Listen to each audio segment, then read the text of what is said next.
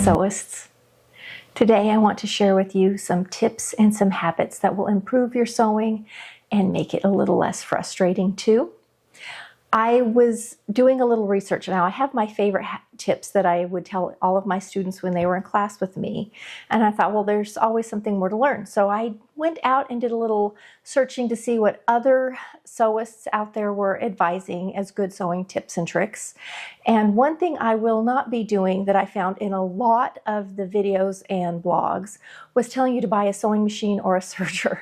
I'm not going to be pushing investment in this video. These are literally things that you'll be doing just like personal habits, things that don't require a lot of equipment or expense. Instead of making a big investment, these will be techniques to help you at the sewing machine, at the cutting table, to improve your sewing experience. So we're going to start before you ever make it to your sewing machine, at the cutting table. And if you've sewn with me very much at all, you know that I always say accuracy when you're cutting out improves accuracy when you're sewing. If you are a sloppy cutter, it's hard to know where the seam allowance is. If you've got a jagged edge, that sort of thing, it's going to be more difficult when you come to the sewing machine to figure out exactly where that stitching line should be because you were not accurate in your cutting. So if you could train yourself to iron your pattern before you take it to pin it down, to cut it out, and then to cut as accurately as possible, you will find that it greatly improves your sewing. If you have a wrinkled pattern, it's not going to be as accurate, and it won't matter on everything. Some things have a lot of forgiveness in them, a lot of wearing ease. But if you're making a fitted or a small item, you have less wearing ease, you have less grace in that pattern, and you need to be accurate. While we're still at the cutting table, Grainline matters. Now, if you don't know much about Grainline, if it's a little bit of a mystery to you, I have an entire video on Grainline and I will have it linked below. But if you are cutting especially a woven and it tells you where the Grainline should be and you move it, your garment will not hang. You can sew it perfectly, you can cut it perfectly, but if that grain line's off, it's going to hang wrong on your body. It's always going to feel funky on you. Have you ever bought a pair of jeans where the leg twisted and it would not go straight? And that's something that got cut inappropriately, probably tugged at the when they were laying out the fabric for cutting in the manufacturing, and it will never lay right. It just won't, and it will always feel bad. So don't put all of your energy into an amazing project that was cut out improperly. This next one is before you start sewing, you want to make sure that you have a good needle. If you have issues at your sewing machine, sometimes it's tension, a lot of times it needs oiled and you need a new needle. The rule for changing your needle is for 8 hours of machine operation, not 8 hours of you in the sewing room cutting out, pinning. That's not what it means. It means the needle has been going up and down for 8 hours.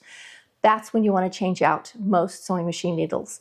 If you are one that does not pull out your pins when you're sewing and you hit pins often, you will need to change your needles much more often. It will chip and eventually it'll start snagging your fabric. So change out your needle. If you've been sewing for a little bit, it's time for a new one. You want to match your needle to your thread, or to your thread and your project, and that's really a whole video on its own. But you don't want to be sewing with a size 100 needle and a big fat buttonhole thread when you're working on a delicate batiste or a silk or something like that. So you need to match those up. It will cause puckering and it will make your garment not look as pretty right at the stitching line. Now that we have a new needle on, our machine's oiled and ready to go, whenever you start sewing, you want to have a few tails from your top and your bobbin, and you want to pull them underneath the foot and to the back or slightly to the side. You don't ever want that top thread free floating out there. Because of the way the sewing machine, the mechanics work, when the take-up arm goes down, it actually pulls the thread back up and it can pull it right out of your needle. It can also cause it to get caught somewhere you don't mean it for it to. So before you start sewing, if you pull everything to the back and under the foot and set the foot down, the weight and pressure of the foot against the throat plate will hold those threads in place for you, and you'll have less issues right out of the gate when you start sewing. So if you find every time you sew you have an issue with your thread, that's where it is. Now, some machines have such power They will still kind of pull that thread even with the foot down. And if that's the case, hang on to those threads with your hand or sink the needle for that first stitch. It can't go anywhere with the needle down in the machine. So those are two options to help you. Got both threads with long tails. I'm going to put them under the foot and to the back so that when the foot's down, it supports them. And then when you take a stitch,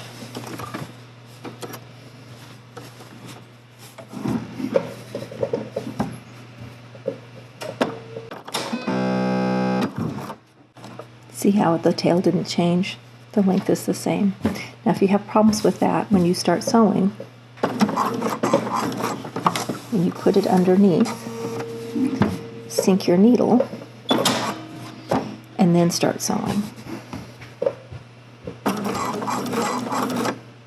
It'll also prevent that from happening. And we've got the thread, it's all threaded, we know how to get started. We're going to test on a scrap. You've just cut out your beautiful new fabric, you have everything loaded up. Take a scrap of that fabric, run over to your machine, whether it's your overlock or your sewing machine, and do a quick test of the stitch. Make sure your stitch length is appropriate, make sure your thread is laying nice, make sure you don't have loops on the bottom. Often if you find you have something wrong with the stitch itself, where the stitch is loose or too tight, it can be a threading issue more than it is a tension issue. If you're having tension issues, it's often on older machines and machines that might need a little servicing. These newer machines are so well balanced, they very seldom will have tension issues. It's going to be a threading issue or the bobbin's in wrong, something like that. So test it out. A little tip, and again, this could be a whole video on its own. When you are sewing with a delicate fabric like a batiste or a fine silk or something like that, you often will go with a little bit shorter stitch length. The longer the stitch, usually the heavier the fabric. Denims and things like that have a longer stitch, a 3 or a 3.5. If you're sewing on something really delicate, you want to go down all the way to maybe a 2.5. That will prevent puckering along that stitching line, because what can happen with the longer stitch in a delicate fabric is it will sort of gather a little bit. It'll act like it's a basting line on that delicate fabric. So match your stitch length and your thread to the type of fabric you're using and your needle, which I said a minute ago, but I'm going to repeat it because it really does matter. That's why you can buy needles that come in multi-sizes and you want to change them out according. An 80-90 is sort of an average size if you're using a typical polyester sewing thread, but you can go down to a 70 with a delicate cotton if you're working on a batiste or something like that. If you're working on denim, you might go up to a heavier thread with a much larger needle. They even make jeans needles. If you're working on leather, totally different needle. It actually looks like a chisel on the end. It's a special needle. You want a heavier thread and you want a really long stitch because leather can tear on the dotted line. So if you do too short of a stitch, it will literally perforate it and it'll just rip apart. So you want to make sure your stitch is nice and long for fabrics like that. One issue that I found a lot when I was in the classroom is my students did not want to take the time to give it a haircut, to trim your threads as you go. And what can happen is those long threads that are just dangling out there will go down in your throat plate and get caught and jam up your machine. You can have lots of issues from not trimming as you go. So if you can get in the habit of pull it out, inspect your work, look over, make sure you don't have any buckles or problems. If you're happy with it, trim those threads right then, head over and press it, which is my next step. If you press as you go, you will have a much better finished project and it will always be easier to sew the next step. Pressing sets your stitches, smooths out any issues, and will also show you if you have any foldovers or buckles or holes or anything like that. Often you will catch them at the ironing board.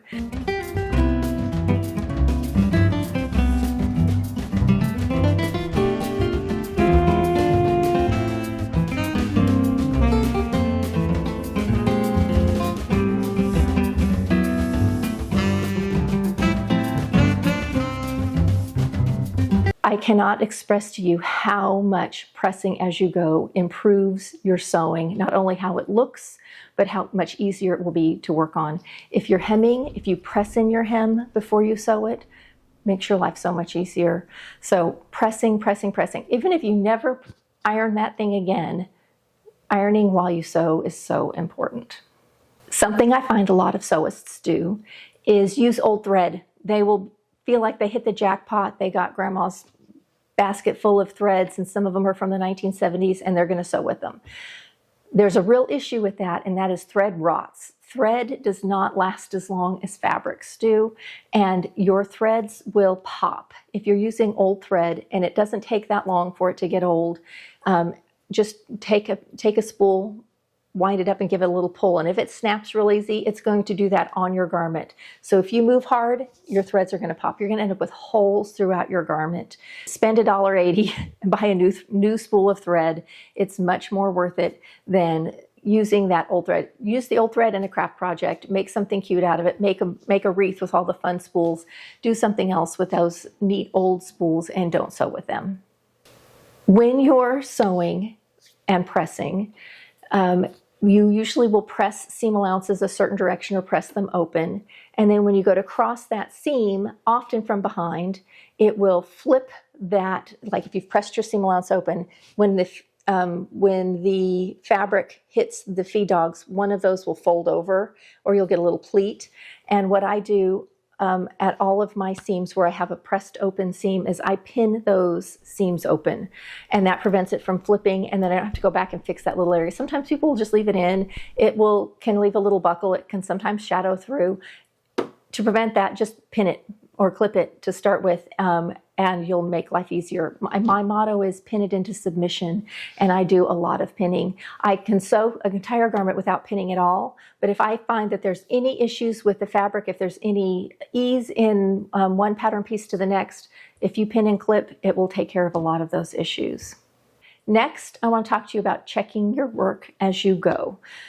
In the classroom, I had a few students who loved to get things done fast. The more they wanted to be so productive, their goal was to get as much as possible done.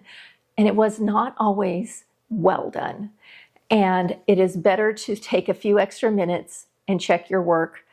I pretty much check every single seam I pull out. When I pull it out, I go to trim it. When I trim my threads, I check it. I never trim my basting threads or my gathering threads until I've made sure I checked that entire seam and everything is perfect and sewn in, because if I have to go back and adjust it and I've already trimmed off those basting threads, I'm going to have to take the whole thing off and re-baste it. So always check your work first. Everything's happy, give it a good trim, move on to the next step in your project.